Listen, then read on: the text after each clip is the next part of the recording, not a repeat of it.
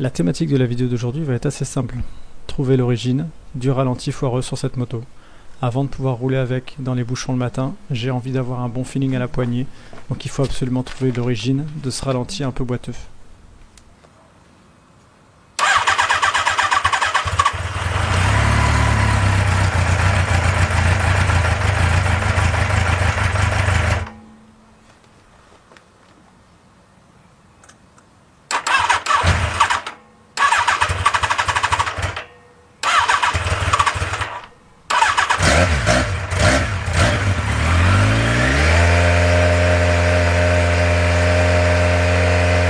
Pas mal de personnes m'ont dit « Vérifie que t'es pas une fuite sur tes piles d'admission ».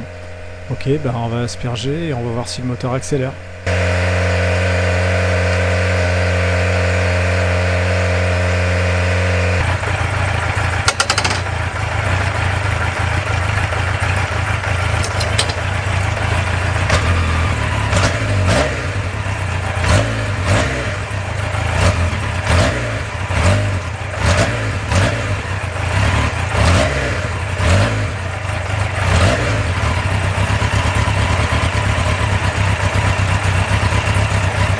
Franchement, c'est une vraie casserole, c'est un peu chelou, vraiment. Du coup, je me dis, bah, on va l'essayer en réel, dans la rue. Oui, sans casque, sans gants, mais je roule à 10 à l'heure. Je suis sûr de voir comment elle se comporte au ralenti.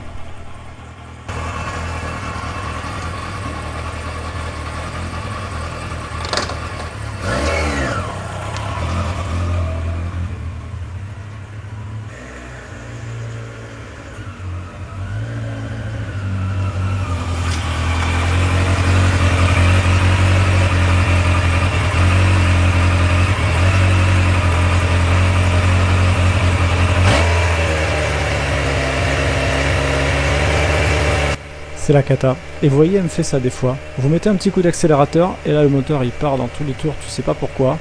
Et puis, il va se calmer tout seul. Et c'est reparti. À ne rien comprendre.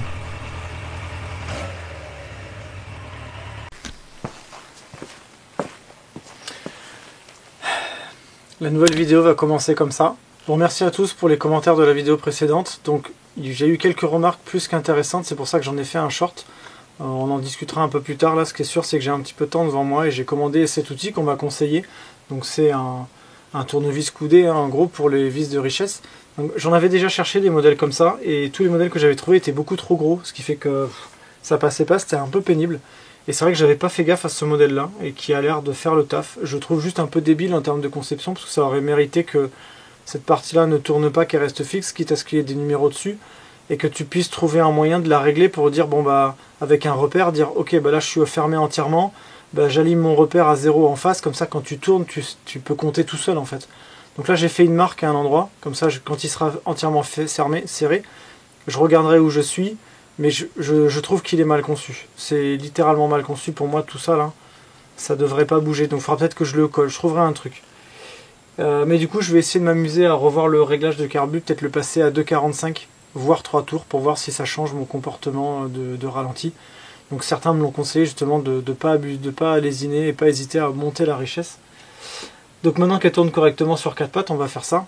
Et puis après on va aller faire un tour.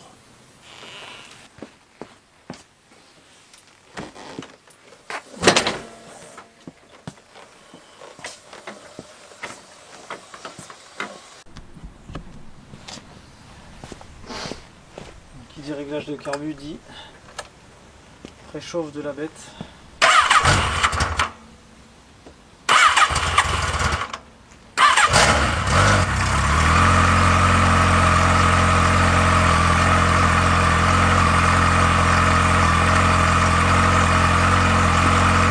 Bon bah c'est parti pour les réglages, on verra bien. Je dois avouer que l'outil est franchement bien pratique. On est à 2-3 quarts.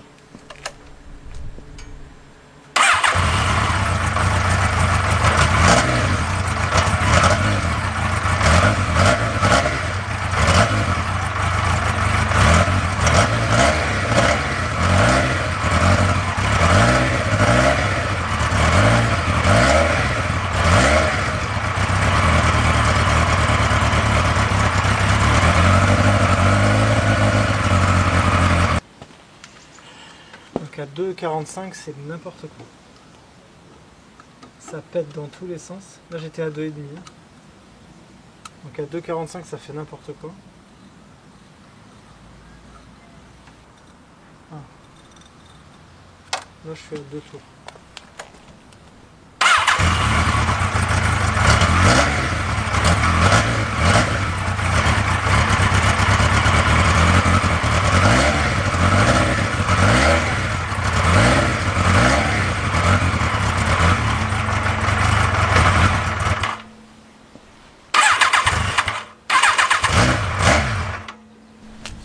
C'est pas assez ça. On est à 3 tours.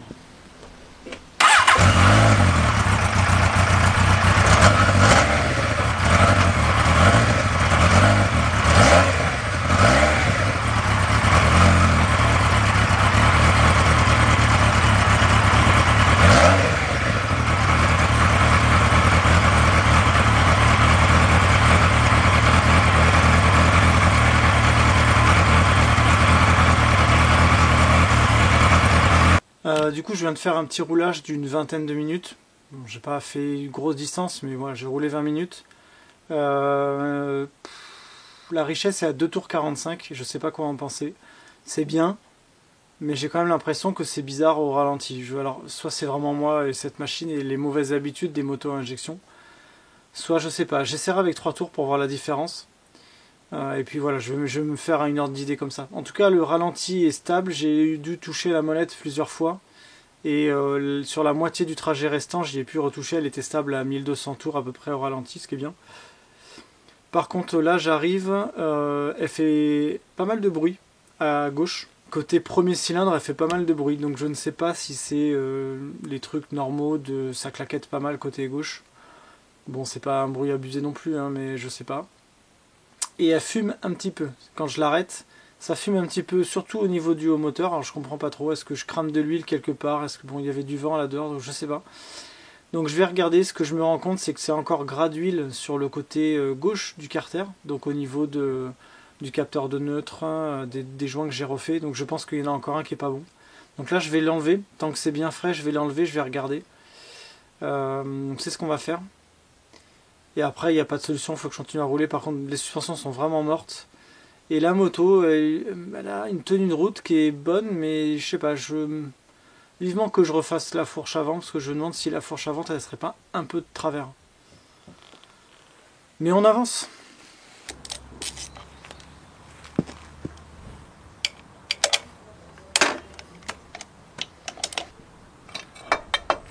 Oh putain, c'est chaud. Alors, où est-ce que ça fuit? Ça foutrait les glandes que ce soit le joint speed sorti. En gros, j'ai de l'huile par là, d'ici à là. Sur le support moteur, j'en ai un petit peu.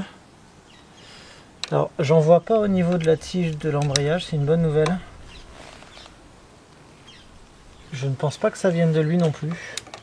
Donc, soit ça vient encore du capteur de neutre, soit c'est lui. Si c'est lui, ça me fait chier. Ça pourrait, parce que lui, je l'ai pas changé.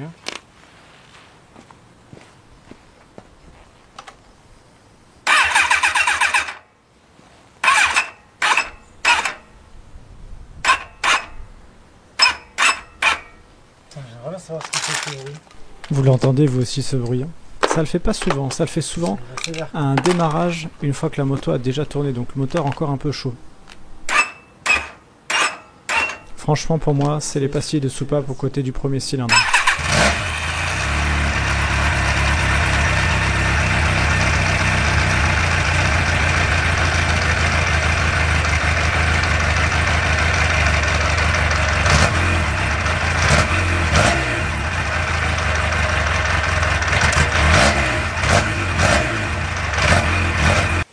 Bon, j'ai eu pas mal de commentaires sur mes shorts au fur et à mesure, donc bon. On m'a parlé plusieurs fois de la hauteur des cuves, donc les hauteurs des cuves, je les ai déjà vérifiées pas mal de fois. Pour moi, cylindre 2, 3, 4, elles sont toutes au même niveau. Quand je mets un tuyau transparent, ça arrive limite à la bordure au niveau du joint, tu vois. Il n'y a que le 1 qui est peut-être 2 mm plus bas. Et encore, c'est peut-être 1. Je vais refaire le test là, mais c'est pas grand chose. Donc je me dis, si je dois redémonter la rampe de carbu pour retordre le truc et regérer la hauteur du flotteur, soit ça me fait chier, j'ai pas très envie d'enlever le carbu parce que c'est quand même chiant. Par contre, si jamais je le fais, je vais rejouer avec ces trucs là, soit les virer et remettre les anciennes, mais je me rends compte que la colle qui est dégueulasse, qui a coulé partout, que j'ai mise ici pour reboucher les petits manchons de prise d'admission là, c'est de la merde. Et je me rends compte que la colle, elle commence à se décoller, ce qui fait qu'à un moment donné, ça va virer au cauchemar ce truc, parce que ça vibre énormément quand le moteur il tourne ce truc. Donc je commence à me poser la question si je vais pas remettre les anciennes. Les anciennes, elles sont craquelées. Au début, j'ai flippé en me disant merde, elles sont craquelées, il faut que je les change. Clairement, je pense qu'elles en avaient pas le besoin. Et quand je vois la conception de celle-ci, déjà il y a un truc qui me plaît sur celle-ci, c'est que on voit que le manchon sur lequel tu te branches, il est vissé. Autant te dire que c'est solide quoi. C'est pas ces saloperies de merde de Chine qui sont fabriquées et qui sont vendues. En fait, ça me fout les boules de me dire qu'il y a plein de trucs qu'on achète qui sont revendus souvent à des prix exorbitants alors que c'est toutes les mêmes saloperies, fabriquées sûrement au même endroit et qui sont en fait de la grosse camelote. Et ça fout les glandes en fait. C'est pénible de devoir se dire que tu as le choix entre acheter un truc pas cher qui en fait va te claquer dans les doigts très vite ou acheter le truc d'origine qui va être de très bonne cam, mais il va falloir que tu te prostitues pendant un mois pour l'acheter. Et c'est rageant en fait. Parce qu'au final, les gens ils achètent les trucs comme ça, et puis dès que ça merde, ils reviennent au truc d'origine, donc en fait ils ont payé la pièce 2 fois. Donc ça me fout un peu les glandes. Donc je vais les vérifier, je vais bien les nettoyer, et si je démonte la rampe de carbu, je vais les inverser je pense. Donc je vais commencer par faire ma petite vérif de hauteur de ce côté-là, et puis je vais voir si la motivation me chauffe de virer la rampe. Alors pour faire ce truc, c'est pas forcément très compliqué, on peut le faire comme ça.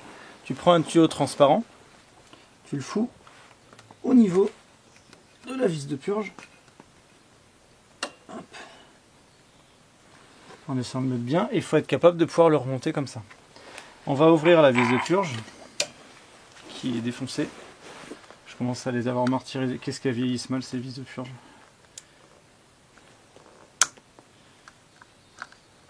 Et on l'ouvre.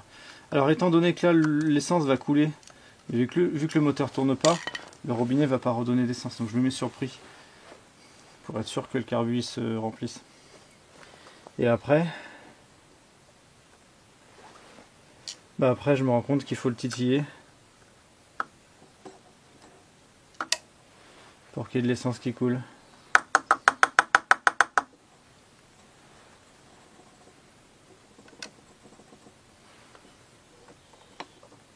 Donc lui il est quand même assez bas. Plus bas que dans mes souvenirs.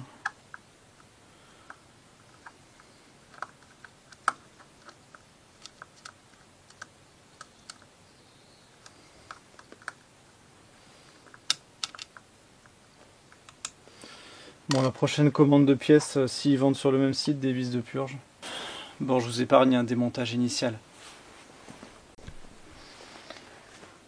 Bon, première blagounette qui va vous faire sourire. J'enlève le réservoir qui pèse une.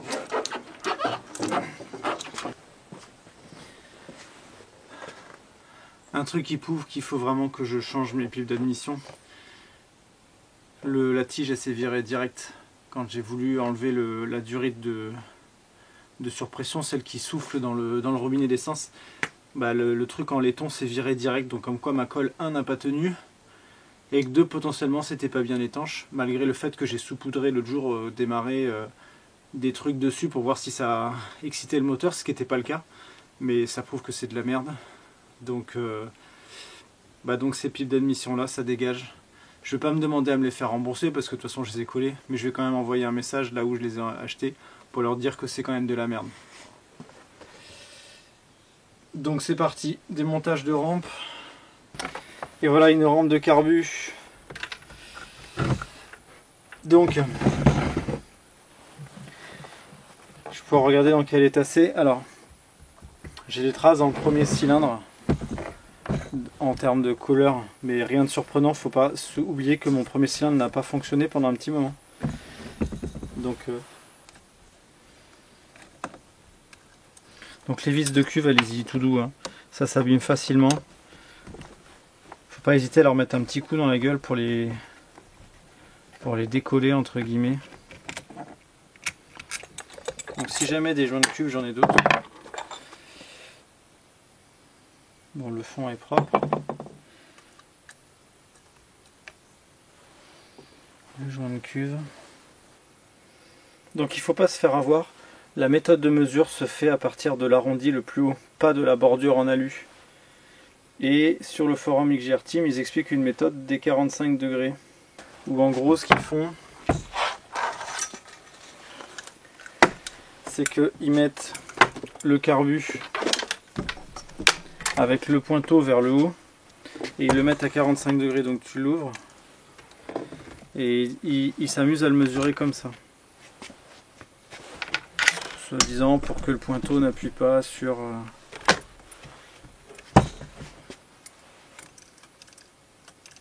De toute façon, vu la tenue du truc, l'élasticité du truc,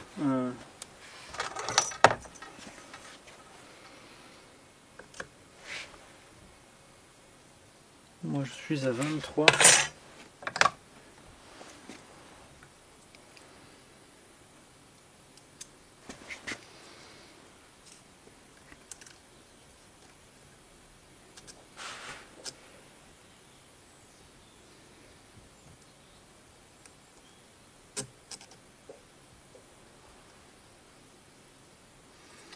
Donc je suis à 23. Donc si je regarde la RMT, il faut être entre 21,3 et 23,3. On va peut-être descendre un petit peu. Je sais pas quoi faire de plus, donc moralité, c'est bien ce que je pensais, parce que je le voyais au niveau des hauteurs de cuve à l'extérieur avec le tuyau transparent. Donc de 2 à 4 on était bien, on est à 22 mm, sachant que la tolérance c'est entre 21,3 et 23,3, donc 22 c'est bien. Celui-là était à 23, ce qui est encore dans la tolérance. Bon, à la rigueur, je l'ai mis à 22, tout pareil. C'est le seul que j'ai retouché. Donc dans tous les cas c'était bon avant. Bon, ça sera encore mieux là parce que c'est vraiment tout le monde identique, mais c'était quand même bon. J'ai repassé un petit coup de soufflette partout. On va remonter, on va changer les pipes d'admission et puis voilà quoi. Mais franchement je pense que le carbu il est bon, il est propre, hein, je pense que c'est bon. Je vais le frotter 2 ou 3 endroits là où il y a le joint et puis c'est parti. Pipe d'admission d'origine. Bon, elles sont légèrement craquelées sur l'extérieur, mais comme on me l'a dit plusieurs fois, c'est pas parce qu'elles sont craquelées sur l'extérieur qu'elles sont fichues. Et bon, en fait, de toute façon, j'ai moins confiance en les actuels avec leur putain de poule. Hein. C'est vrai que tu te dis que les trucs sont bien conçus parce qu'il y a un machin pour éviter que ça tombe. Là, on va remettre ceux-là aussi ici.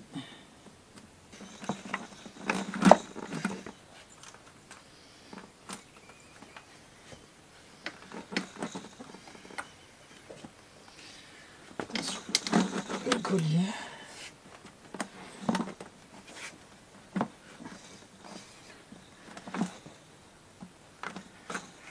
Là, on est face. Maintenant, on va falloir se marrer à la remettre. L'idée, c'est de ne pas se faire avoir. Ça m'est déjà arrivé de pousser et de faire tomber la moto de la béquille. N'hésitez pas à mettre du WD-40.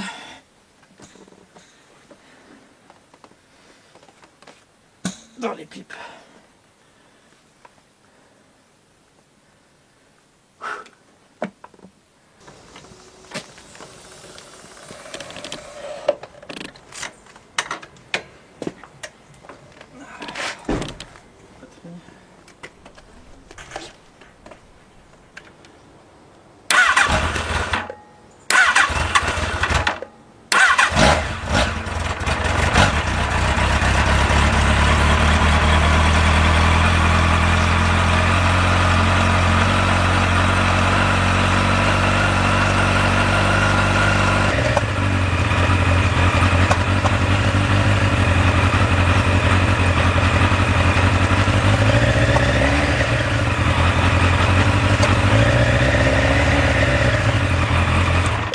Vous entendez ces cloc-cloc?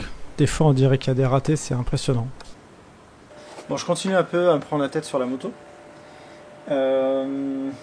Donc j'ai continué mes réglages hier, donc vous avez dû le voir sur la vidéo ou pas, je crois que je suis un peu devant la caméra par moment.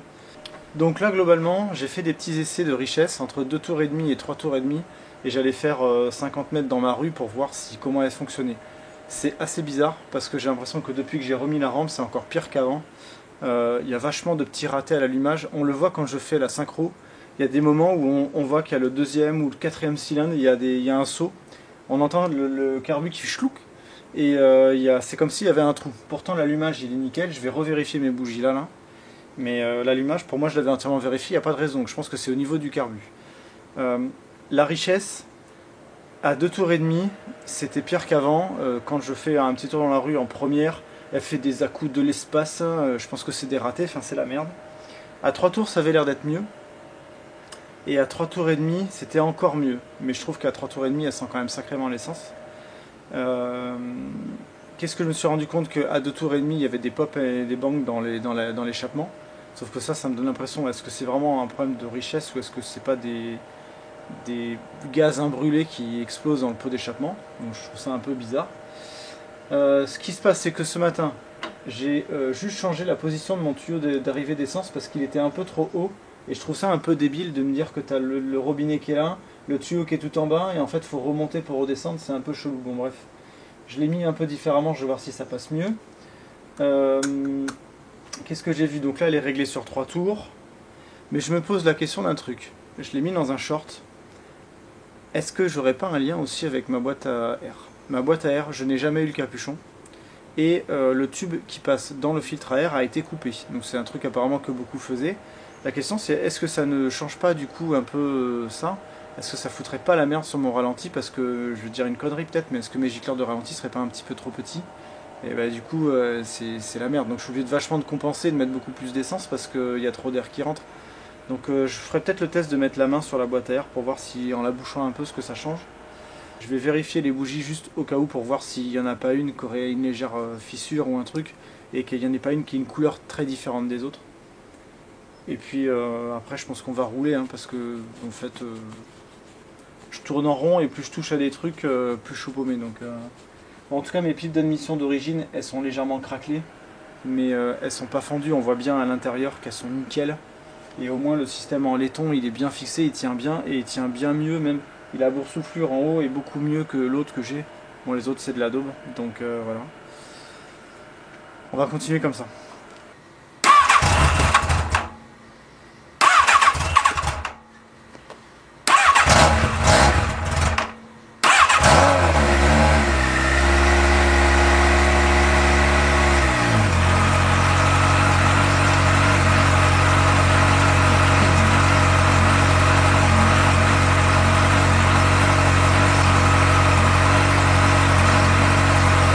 Truc tout bête, quand la moto fume comme ça, est-ce que c'est de la condensation ou est-ce que c'est autre chose?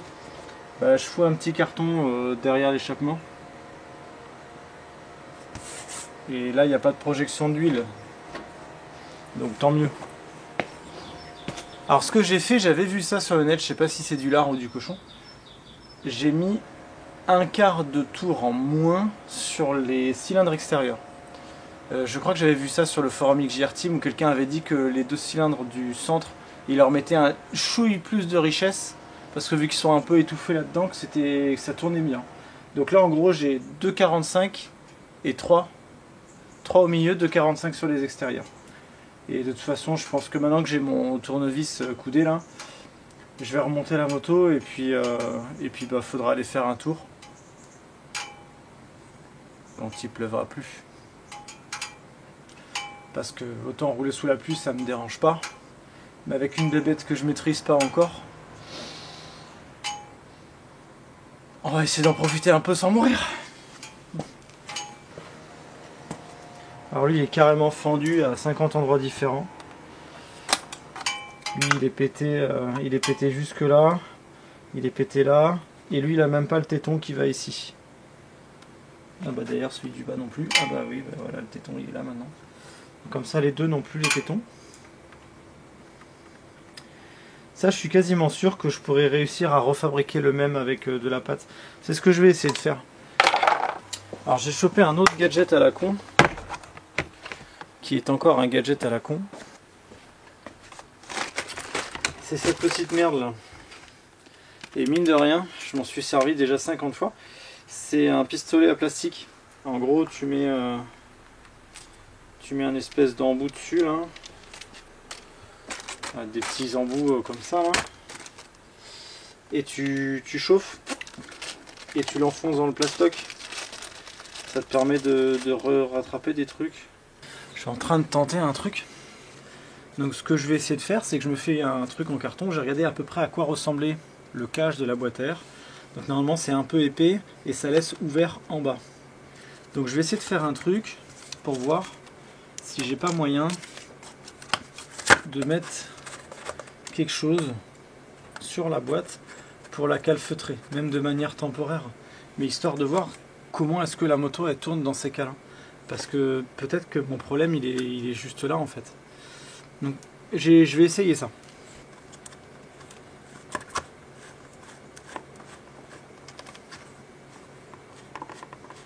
Bon, c'est un bout de carton, hein, c'est pas... Mais à un moment donné, je me dis, il y a forcément un truc à la con. Oups. Ah, il y en a. J'essaye de regarder sur le net si je peux trouver un capuchon de filtre à air. Pour l'instant, j'en ai pas trouvé. J'en ai raté une il n'y a pas longtemps. Et bon, c'est con, c'était un vendeur sur le Bon Coin avec qui j'avais déjà été en contact pour d'autres trucs. Et je me suis fait avoir. Je lui ai posé une question plutôt que de faire la commande directe et j'aurais dû commander direct. C'est dégueulasse, hein, mais j'ai bien envie de voir si ça change quelque chose.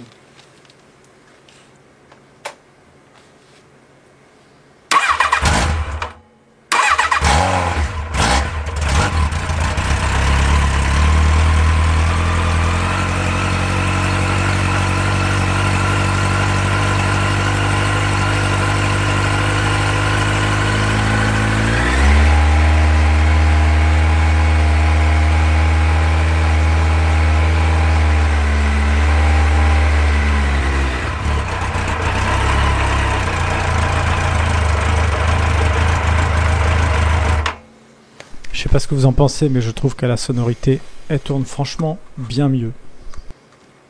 Je pense que ce qu'il va bêtement falloir faire, c'est aller rouler. À comparer avec le début du montage, il n'y a quand même rien à voir. Je vais essayer de pousser ça, que ça soit pas juste dans le passage. Je vais remettre les caches et... c'est dégueulasse, hein, c'est du bricolage. Je vais remettre les caches et on va voir pour rouler. Alors les caches, je leur ai fait une réparation de fortune.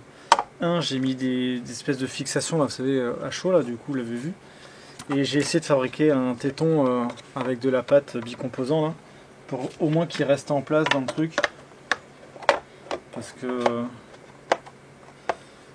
clairement, ça le tient quand même. Au moins qu'il bouge pas trop.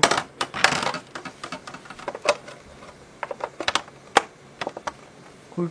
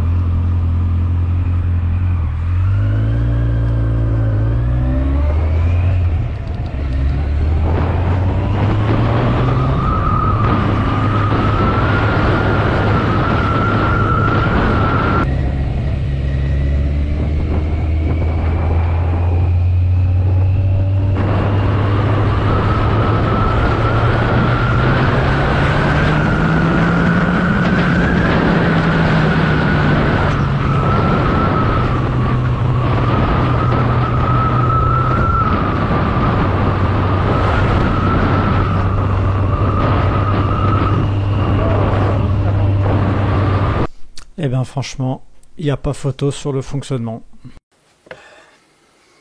Donc aujourd'hui on est dimanche. Étant donné que je reviens du semi-marathon de Toulouse, je suis éclaté. Donc j'ai pas envie de faire de trucs compliqués aujourd'hui. Mais ça tombe bien. Et je peux remercier Clovis pour ça. C'est qu'il m'a trouvé sur le Bon Coin et il me l'a revendu pour une bouchée de pain. Le vrai cache de la boîte à air que je n'ai pas. Donc en gros... il y a deux choses, il y a deux parties. Il y a cette partie-là, dans laquelle vous foutez le filtre et vous l'insérez dans la boîte à air. Donc moi j'ai la bonne, sauf qu'elle a été coupée ici. Beaucoup beaucoup de gens font cette modif apparemment pour soi-disant donner plus de patates à la moto. Bon, soit. Et ce que je n'avais pas, c'est le cache. Donc le cache, il va juste devant, permet de faire aspirer l'air par le bas. Donc étant donné que mon carbu est d'origine, voilà, je veux remettre l'arrivée d'air d'origine. Donc je vais pouvoir installer ça, je vous le fais hors caméra parce que littéralement il y en a pour 5 minutes et vous imaginez je pense comment on fait ça. Mais du coup ça c'est cool, ça c'est cool. Donc je m'occupe de ça. Donc c'est la fin de la vidéo sur la XJR. Je vais rouler sur la XJR là, pendant les prochaines semaines. Donc la XJR va revenir assez vite pour le sujet des suspensions arrière et de la fourche. Ça c'est clair. Donc je pense que d'ici 2 ou 3 semaines, je vais me lancer dans la suspension arrière parce que c'est vraiment une catastrophe. Et je vais faire la fourche en suivant. Donc je vous ferai des vidéos. Une vidéo dédiée suspension arrière et une vidéo dédiée fourche avant. Et ensuite on fera la peinture. Et puis en ce moment j'ai moins le temps parce que je suis sur la TM. Donc la vidéo de la TM va sortir assez vite parce que j'ai commencé à faire plein de trucs dessus. Il va falloir que je misère à faire un montage de la première vidéo sur le début du diagnostic de cette moto et ça s'annonce pas triste parce que c'est un 2 temps et que j'y connais rien en 2 temps, donc forcément je tâtonne on va dire. Donc la prochaine vidéo ça sera la TM, il y aura au moins 2 ou 3 épisodes sur la TM je pense, vu ce que je suis en train de commencer à faire. Après il y aura du coup une autre moto qui viendra aussi, donc je vais avoir pas mal de choses à faire sur la chaîne. Donc voilà, n'hésitez pas à me laisser un petit commentaire si vous avez aimé en tout cas toutes les vidéos sur la XJR. Je vous remercie en tout cas à tous ceux qui ont suivi toute la playlist sur la XJR. Il y a eu quand même beaucoup plus de vidéos que je l'imaginais. Je voulais pas faire un truc à rallonge, j'ai pas de volonté à faire des vidéos de 40 minutes sur une thématique. Elle m'a bien fait galérer. Dans tous les cas, vous le savez, du coup c'est clairement pas fini sur cette moto. Il va y avoir du coup pas mal de choses à faire sur celle-ci. Donc voilà, si vous avez aimé toutes ces vidéos, n'hésitez pas à me lâcher un petit pouce bleu. Pensez à vous abonner si vous aimez ce genre de thématique parce que c'est clairement pas terminé. Et puis vous pouvez me laisser un petit commentaire si jamais l'envie vous dit. Et puis en tout cas, pendant l'hiver, faites pas les cons, faites attention sur la route. Et puis ciao, bye bye.